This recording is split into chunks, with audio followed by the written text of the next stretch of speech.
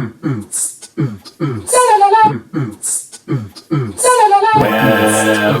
to YouTube. I make videos. Well, it finally came in the mail. My handheld legend, awesome Game Boy Color upgrades, brand new screen, Q5 IPS display, brand new buttons, and even a brand new case. Let's get into it. Paper's awesome. And we've got our screen lens. We've got our handheld legend stickers and awesome memorabilia in our button pads. And we've got the gorgeous new Q5 IPS display. Heck yeah, man. Time to actually see what my games are doing. It's gonna be amazing. It's Christmas in March, guys. Oh yeah, baby. There's our brand new shell for our Game Boy. And here it is. Oh yeah. Alrighty guys, so we've got our new shell on this side. This is my OEM original Game Boy Color. It is totally OEM, even has a copy of Wario Land 3 in that. Look at that, my favorite game. Woo! And anti-static gloves. Alright, without further ado, let's go ahead and disassemble this baby right here and get into the new components.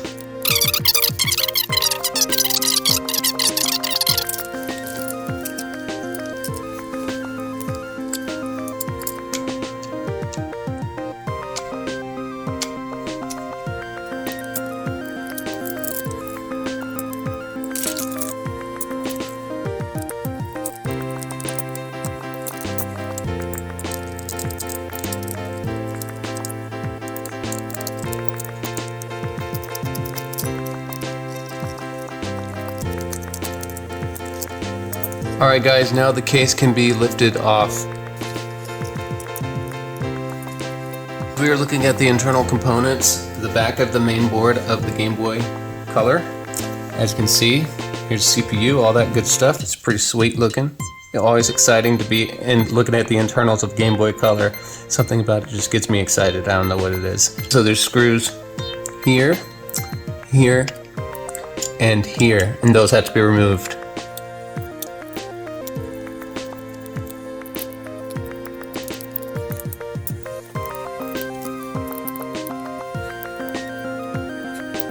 The next step is to undo this screen, which is held in by a clip here and a clip here. You should be able to just kind of gently pull this little ribbon cable out. Just use your nails really, really gently. You don't want to bend anything. And there you go. So that ribbon cable is free. Now you should be able to lift the whole board off of the Game Boy main frame here, just like that. As you can see, there's the buttons. The screen is actually adhesively attached to the front of the Game Boy. Here is the Game Boy main board. If you're at this step, it's always a good idea to go ahead and clean your speaker right here. So you want to make sure you clean your speaker. If you have any dust or stuff gathered here, just take a nice Q-tip with just a little bit of dampness from some water or something like that, or better yet, electronics cleaner, and try to get that as clean as possible. And because it's just a good idea. You also want to make sure that these contacts are clean, because these are what your buttons are going to be touching in order to make contact and register input into your Game Boy. So you want to make sure those are clean at all times. I highly recommend electronics cleaner or something like that. And I will leave a link in the description of the kind of electronics cleaner I use. But I don't think I have to do any cleaning because I've done that already on this model. It's also always a great idea to go ahead and clean these too, like clean around them on both sides of them, and also use contact cleaner or electronics cleaner on all of these pads here. You also want to make sure your speaker grill is clean.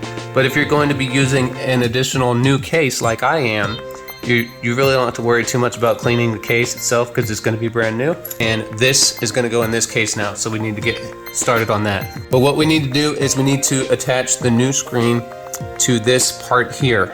And it's probably going to be adhesive backed. So we want to make sure that we get the screen nice and flush and where it needs to be here. I want to go ahead and let you guys know with extra emphasis that it says to test before installation. So once it's mounted, it can't be removed safely because it does have adhesive on it probably.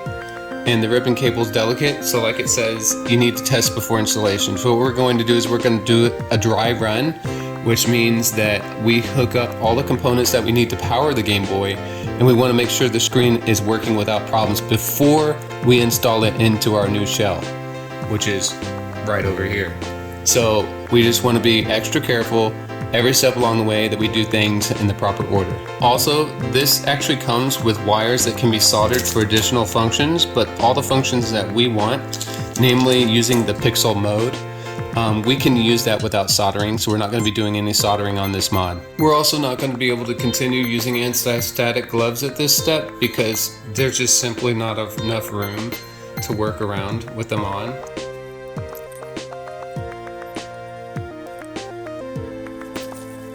Alright guys, we have the screen hooked up to our Game Boy. We're going to be running standard Energizer AA batteries.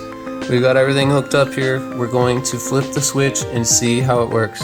Here we go, guys. And we have liftoff.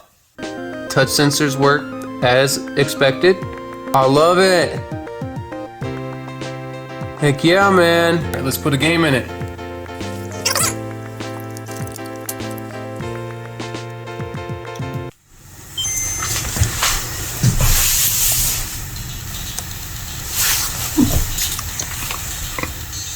Nice.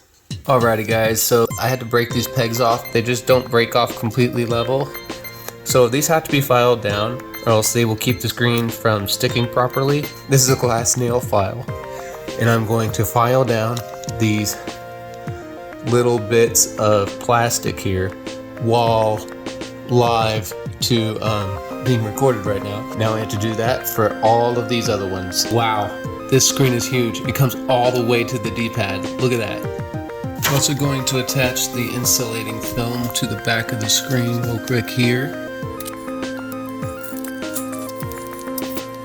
And then we have to do the same thing to the PCB, the driver board that attaches to the screen. So we take this film that was provided.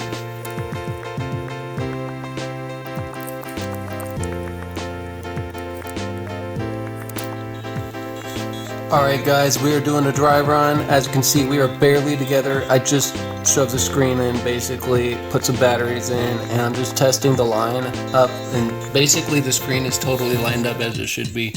We haven't actually stuck the screen down yet. So what I want to do is do a few more test runs here. So I really make sure that I get the screen lined up where it needs to be in the viewing window. And we will be ready to assemble this bad boy.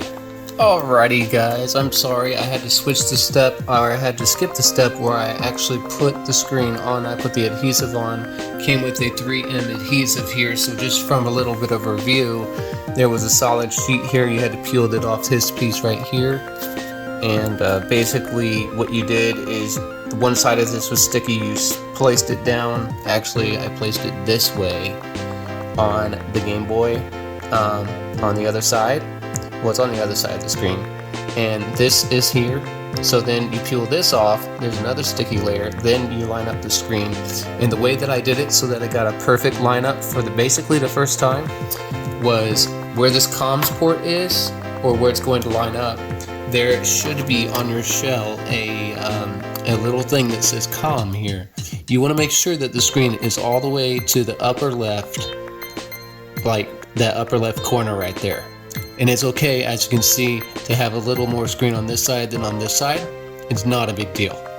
Actually, the way it lines up with the viewing window, it's not centered on the LCD panel itself. It's actually centered for when you apply it like this. I'm super excited. Driver board is attached. As you can see, it's flopping around, getting in the way. And we're gonna go ahead and reassemble this bad boy.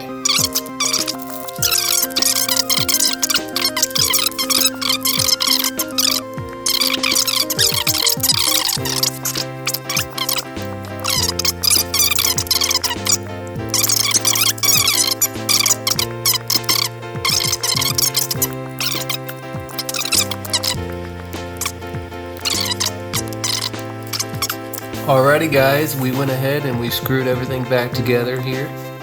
I also went in a star pattern, which meant I started here, I went here, then I went to here, then I went to here, then I went to here, then I went to here. So we're just gonna go ahead and slop in Wario Land 3 here. There we go, slides in, no problems. We're gonna go ahead and take our batteries. There we go. These are just standard alkalines. Moment of truth, here we go. Oh yeah, baby. That's what I'm talking about.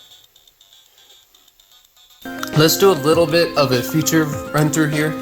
So this is brightness adjustment, right on this side. So we just tap the upper right hand corner here. So you have 10 brightness levels and counting the default. So 1, 2, 3, 4, 5, 6, 7, 8, 9. And then this is also like palette adjustment on this side. So as you can see, we're changing palettes. They look pretty sweet too. Now if you press and hold here, then it turns on pixel grid. You can see how it looks like an original Game Boy now, which is pretty super awesome.